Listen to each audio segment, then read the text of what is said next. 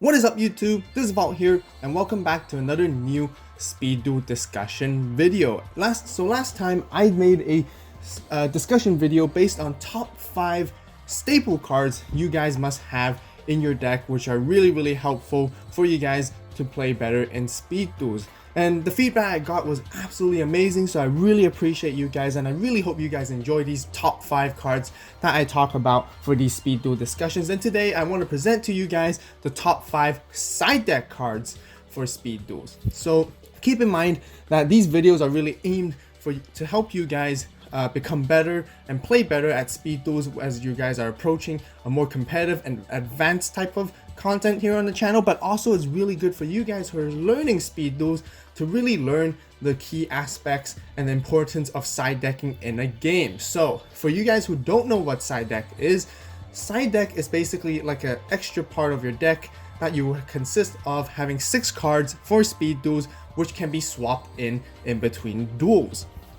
So one major rule with side deck is you are not allowed to put those cards into your deck in the very first duel of your match. A match consists of 3 duels, and the best out of 3 of the player that achieves it, like 2-1 or 2-0, will win that entire match. So there are 3 duels in total that you guys would play in maximum, and you're only allowed to side after your first duel in between different duels. So hopefully that's clear for you guys. So one key pointer, once again, you're not allowed to put your side deck cards into your main deck before your very first duel.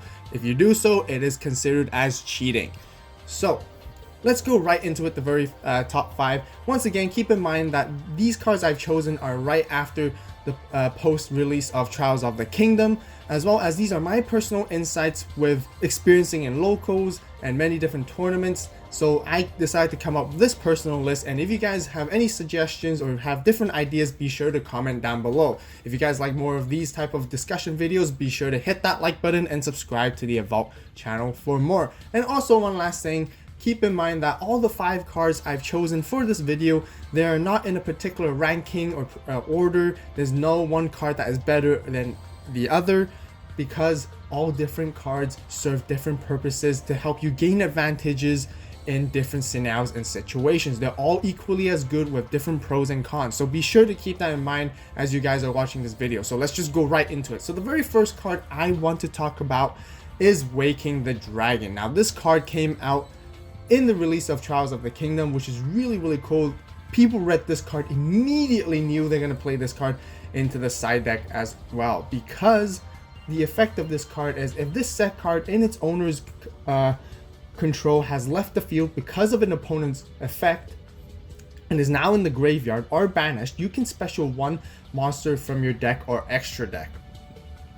This card changed a lot of decks immediately, because I would strongly suggest everyone adding this card at least into your side deck, because now you're able to play your extra deck. So what does that mean? You can put your fusion monsters such as Blue Eyes Ultimate, Arcana Knight Joker, Meteor Bee Dragon, Ryu Senshi. And for you guys who follow along my deck profiles, I've been doing this standard ever since the release of this card, because first of all, I want to talk more in detail, because this card, although practically from my personal experience, I don't see it get used a lot, but the really good thing about this card is if your opponent is playing a lot of back row removal, especially like Dust Tornado and Night Beam that I mentioned from my last top 5 staple cards, this card can actually really give a lot of amount of pressure against your opponent. Simply just putting an extra deck of fusion monsters in your deck to show your opponent can be a really interesting part of a mind game to let them know that you possibly even have Waking the Dragon. And the even funnier thing is you don't even have to really play this card in your side deck, but have still an extra deck to bait your opponent into thinking, and they have to be thinking more carefully if they want to play any back row removal cards overall. So there's a really fun mental game and mind game aspect when playing this card, but also, you know, this card is just really good to side in, mainly generically when your opponent plays a lot of back row removal. So that basically rounds off for Waking the Dragon. Now moving on to the next card, I would like to talk about Jar of Avarice. So this card came out in the release of the starter decks Ultimate Predators, and Really cool ultra rare card. It's a very easy effect. Target 5 cards in your graveyard except for Jar of Avarice. Shuffle all 5 into the deck, then draw 1 card. You can only activate Jar of Avarice once per turn. So one key ruling, important note that you guys must keep in mind when using this card is you can't use this card when you have no cards left in your main deck to draw from. So the ruling mechanic is you have to have at least 1 card that you can draw from already in your main deck before you use this card.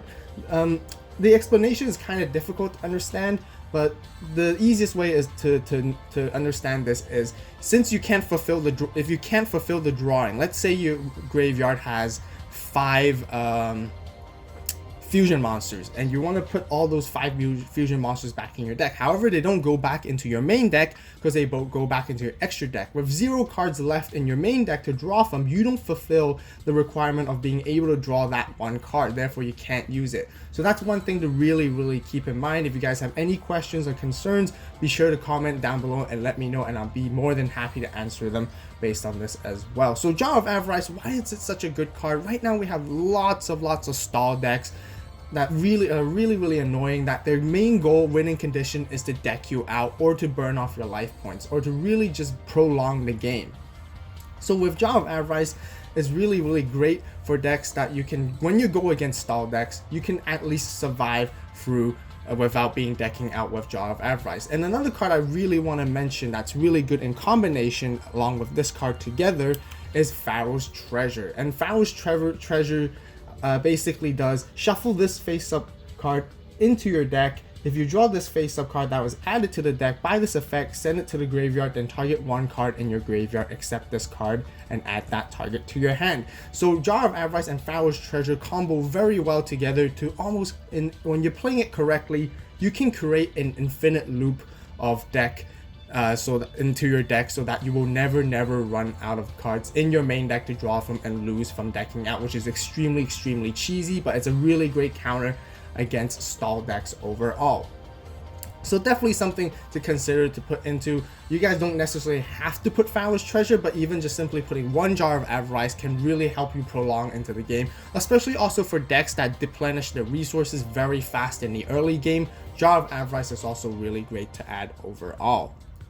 So now moving on to the third card, once again I want to bring up 2 cards together at the same time because I feel like these 2 cards serve a very similar purpose. The first card I wanted to bring out is Wild Tornado, and also the second card is Security Orb. So the reason I wanted to put these together as the third choice is because they both serve a very similar purpose in countering back row removal. They're very similar to Waking the Dragon as well, because you want to mostly, the secondary goal of these cards is you want to set them in your back row and bait your opponent into popping them so that you can utilize the effects and gain advantage off of it when it's being destroyed. So what does Wild Tornado do? So target 1 face-up card in the spell and trap zone.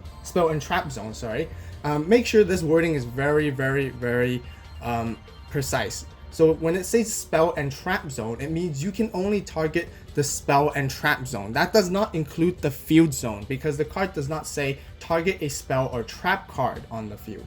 So be very clear that Wild Tornado only works in the spell and trap card zones, not in the field zones. That does not count. So destroy that face-up card, then its controller can set 1 spell or trap from their hand. If this set card is destroyed and sent to the graveyard, target 1 face-up card on the field and destroy that target. So the second part of the effect is really good, so you can basically choose your opponent's monster or their field spell or anything that's a face-up card on the field and basically pop it off. However, it can be really backfired at sometimes, because if you set this card early on in the game and you have a monster, and then you pass your turn, your opponent has nothing in their field and they simply use Night Beam, you're forced to pop your face-up monster, which can be really deadly. So moving on to Security Orb, which is also very similar effect, except for the first effect is very different to Wild Tornado. When your opponent's monster declares an attack, target that attacking monster and change that target's battle position. So it's literally like a Sphere Kuribo or Kunai with Chain. And once again, it has a similar effect where if this set card is destroyed by your opponent's spell or trap effect and sent to the graveyard, destroy one monster on the field. So I really like Security Orb for several reasons. It's simply because you can switch battle positions, which basically it's like an extended version of Sphere Karibo.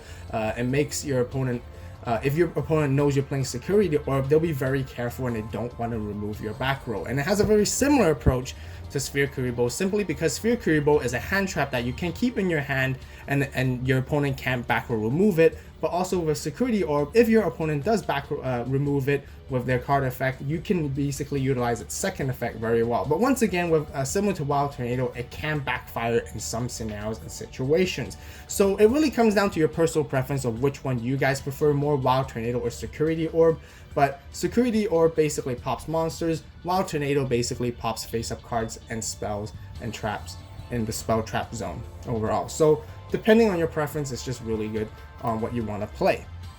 Now moving on to the fourth card that we actually did mention as one of the staples to have from my other video before is Eradicating Aerosol. So the reason why you want to put this card in your side deck is because, once again, the insect archetype, or the insect monsters with Parasite Paranoid, as well as the perfectly ultimate great moth and the heavy armored bug, came out in this Speed Duel Trials of a Kingdom set. And right now insects are really strong. They're very consistent, especially with their Cocoon of Ultra Evolution skill right there with the Weevil Underwood. So having one Eradicating Aerosol just to get rid of that huge enormous monster is just really good. Perfectly ultimate great moth is like 3,500 attack, and it's literally one of the powerfulest monsters currently in the game or in the top meta, which is really hard to go against. So one Eradicating Soul, at least when you're against an insect based deck, is really good. So last but not least, the fifth card I want to talk about is Blast Held by a Tribute. So I have sort of a personal reason why I like this card in the side deck. I have talked about Floodgate Trap Hole from my top 5 staple cards video as well, and you can see a lot of correlation to the game overall. Why so? So let's say, for example, when you use Floodgate Trap Hole on your opponent's monster, usually the workaround is they probably want to wait for you to destroy it by battle so they get their free monster slot back, or usually they will tribute that monster for a tribute summon. So this card then comes in really good handy with Blast Held by a Tribute, because when an opponent's monster that was tribute summoned declares an attack, destroy as many face-up attack position monsters they control as possible. And if you do, inflict 1,000 damage to your opponent. And it's literally almost like a mirror force in that situation, which is really good and really powerful and really handy. So it's the reason why it's a good card to add in the side deck rather than the main deck is, if your deck plays a lot of Floodgate Trap Holes, your opponent might side in some cards that can be tribute summoned so that they can utilize and basically work around the Floodgate Trap Hole. But then by siding after that, realizing they do that, you can side in Blast Held by a Tribute and really counters them overall, so that they will get even more pressurized, so you're countering their counter to think another step ahead, which is really cool. And the other cool thing is about this card is it works really well against Gravekeepers, especially those who play Oracle. It works against Serpent Knight Dragon sometimes, because when they use a double Costin or anything that tributes as well, that uses Dark Triceratops or plays Super Ancient Dino Beast, Blast Held by a Tribute just really helps out overall, as well as machines that who tribute summon to their launcher spiders and so on. So this card can come in handy in many situations, which I really like. So that basically rounds off my top 5 side deck cards that you guys must have in your side deck for Speed Duels. If you guys enjoyed this video, be sure to hit that like button, comment down below on what you guys think that other cards can be worthy in the side deck currently in the meta. I hope this video was useful for you guys to get some ideas of what cards to put into your side deck and how to play a side deck properly. It's extremely fun. That's one of the best parts of playing competitive Yu-Gi-Oh and Speed Duels, which is really cool, is the thinking process and being creative and having to outthink your opponent.